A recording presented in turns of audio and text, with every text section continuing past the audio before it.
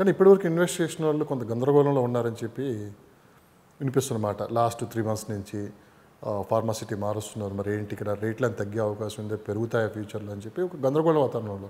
So పరిస్థితులు అయితే ఖచ్చితంగా ఆ ఏరియాలో రేట్లు తగ్గే అవకాశం అయితే కనిపించట్లేదు. మరి కాస్త పెరిగే అవకాశం ఉంది కానీ తగ్గే అవకాశం అయితే లేదు. సార్ మీరు లాస్ట్ 6 months నుంచి గమనించారంటే మార్కెట్లో అనాలిసిస్ ప్రకారం అసలుకి రిజిస్ట్రేషన్లు ఎలా ఉన్నాయి, సో రీసేల్ ఎలా ఉంది, సో మార్కెట్ స్టేబుల్గా ఉందా లేకుంటే అలా పార్లమెంట్ ఎలక్షన్లు అయిపోయిన దాకా ఇలానే కొనసాగే అవకాశం ఉందంటే మీరు ఏం చెప్తారు? ఇప్పుడు మనం గత 6 monthsగా చూసుకుంటే కనుక మార్కెట్ కొంచెం స్టడీగా ఉంది,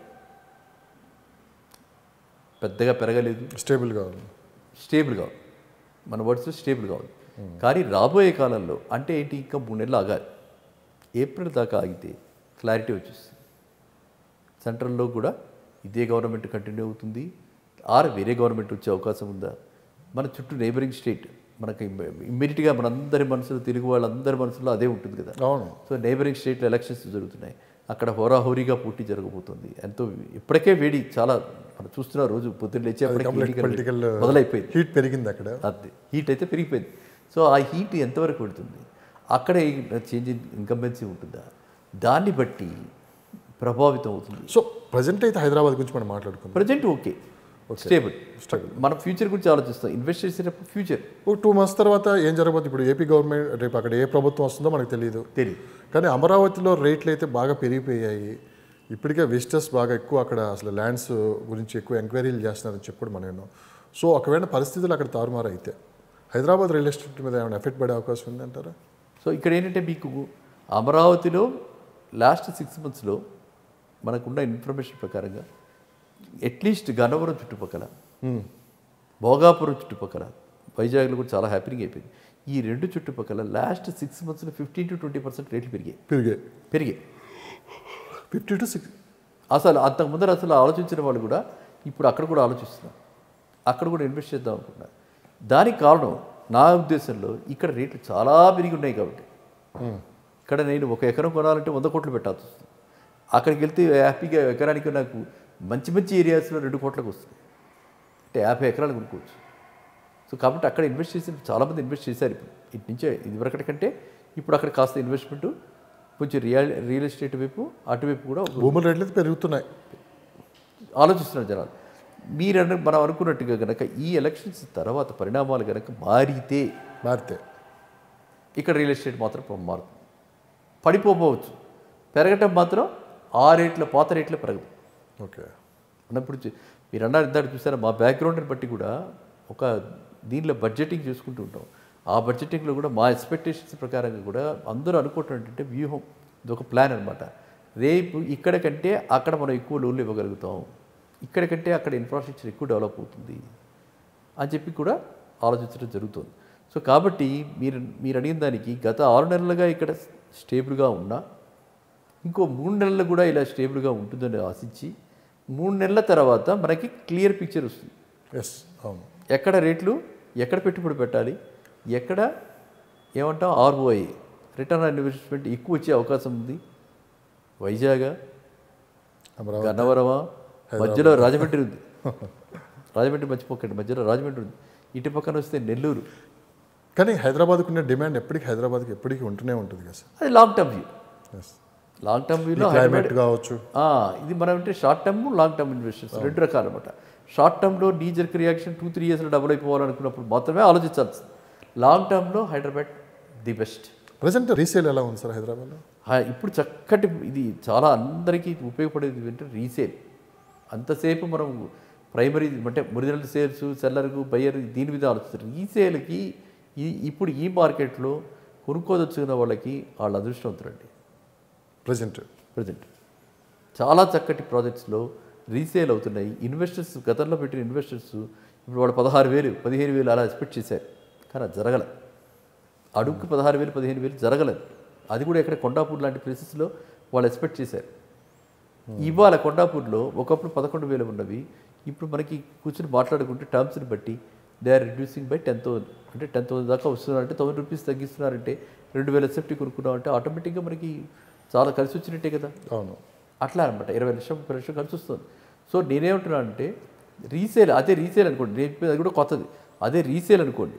వాళ్ళు అన్నీ కట్టేసి ఉంటారు, కార్పస్ కట్టేశారు, ఇంటీరియర్స్ చేసేసారు, ఆల్రెడీ వాళ్ళకి బిల్డింగ్లో ఏమైనా డిఫెక్ట్స్ ఉంటే తెలిసిపోయి ఉంటాయి, ఏవి సీపేజెస్, అవి క్రాక్స్, సీపేజెస్ ఇలాంటివి ఏమున్నా కూడా అన్నీ ఆల్రెడీ బయటకు వచ్చేసి ఉంటాయి. అలాంటి ఫ్లాట్స్ ఈ రోజున 7,000 ఎస్ఎఫ్టీ, 7,000 ఎస్ఎఫ్టీ, ఓన్లీ 7,000. ఏ లొకేషన్ సార్? ఇప్పుడు కొండాపూర్ లొకేషన్. కొండాపూర్లో. నేను కొండాపూర్ ఎందుకు రిఫర్ చేస్తున్నానంటే, కొండాపూర్ ఒక ఐడియల్ లొకేషన్.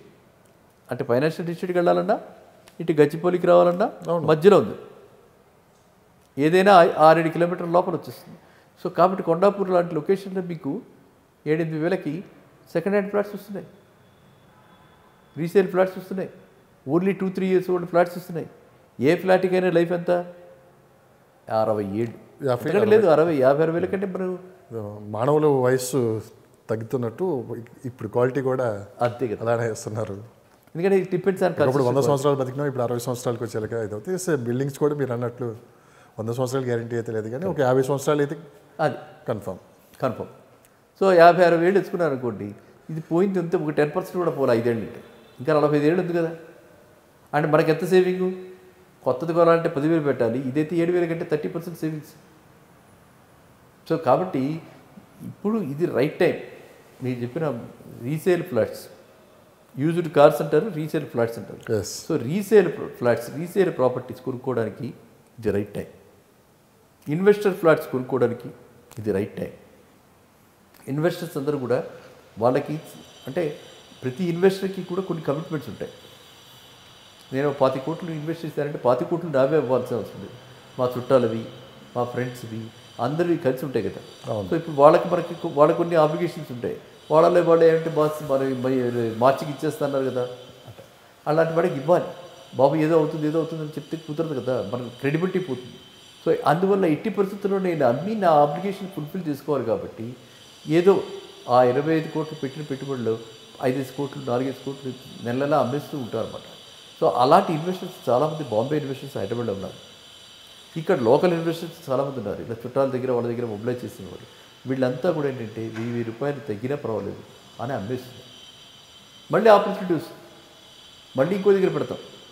కానీ ఇది ఏంటంటే ఇన్వెస్టర్ పాయింట్ ఆఫ్ వ్యూలో ఏంటంటే ఇక్కడ నాకు లాస్ అయితే లేదు, నేను అనుకున్నది కాల. మీరు నా పాయింట్ క్యాచ్ చేశారు కదా. అవును, నేను అనుకున్నది రీచ్ కాల, కానీ నాకు లాస్ ఉందా? లాస్ లేదు. సో నేనేం చేస్తే ప్రాఫిట్ మార్జిన్ తగ్గించుకుని ఇచ్చేస్తున్నా. సో ఈ ప్రాఫిట్ మార్జిన్ తగ్గించుకుని ఇచ్చేస్తే నాకు మళ్ళీ డబ్బులు వస్తాయి, మళ్ళీ ఇంకో కొత్త ప్రాజెక్ట్ తీసుకుంటా, ఆ కొత్త ప్రాజెక్ట్లో ఇంకో నాకు కూడా తక్కువకే వస్తుందిగా. ఇన్వెస్టర్కి ఎప్పుడు తక్కువకే ఇస్తారు కదా, ఫ్రీలాన్స్ ఆఫర్లు ఎప్పుడు ఉంటాయి. ఇన్వెస్టర్స్ ముందర నుంచి భాగస్వాములై పార్ట్నర్షిప్గా నడుస్తున్నారు. ఇన్వెస్టర్ అంటే nothing but partner today. Who is investor అంటే పార్ట్నర్. ఆ ఒడిదుడుకులకి 4 ఏళ్ళు కాకపోతే 5 ఏళ్ళు కూడా ఆగలిగిన వాడే ఇన్వెస్టర్. అలాంటి ఇన్వెస్టర్స్ అందరూ కూడా ఈ టైంలో తక్కువకి ఇస్తున్నారు కాబట్టి నేను మీకు పర్టికులర్గా ఈ ఛానల్ ద్వారా కూడా చెప్పదలుచుకుంది ఏంటంటే ఇది రైట్ టైం. ఏప్రిల్ లోపల మీరు కనుక లాంగ్ టర్మ్ ఇన్వెస్టర్స్ అయితే, అంటే స్పెక్యులేషన్ కాకుండా, ఇప్పుడు స్పెక్యులేటివ్ టైం కాదు, ఫర్ స్పెక్యులేటివ్ ఇన్వెస్ట్మెంట్కి ఇది టైం కాదు, రియల్ జెన్యున్ ఇన్వెస్ట్మెంట్కి ఇదే రైట్ టైం. ఏప్రిల్ లోపల కనుక మీరు ఇన్వెస్టర్స్ కానీ రీసేల్ ఫ్లాట్స్ కానీ, ఓకే, ఈవెన్ ప్లాట్స్ కూడా, రీసేల్ ప్లాట్స్ మనకి 20,000 అనుకున్నది 15,000కే వస్తుంది. ఎవ్వరికి గప్చిప్ రామ్ మీరు లక్ష్మణ్ గారు 3వ కంటికి తెలియకూడదండి అని చెప్పి మీకు ఇస్తున్నాను. పబ్లిక్గా తెలియదు, మనం వెళ్ళి వాళ్ళని అడిగితే వాళ్ళంతా కూడా ఓకేనంటే తీసుకుంటే మీరు ఇంకోళ్ళకి ఎవరికి చెప్పకండి, నెగిటివ్ పబ్లిసిటీ ఇవ్వకండి, మీ వల్ల మా ప్రాజెక్ట్కి దెబ్బ తగ్గకూడదు అని అలా రిక్వెస్ట్ చేసి ప్రమోటర్స్ అమ్ముతున్నారు.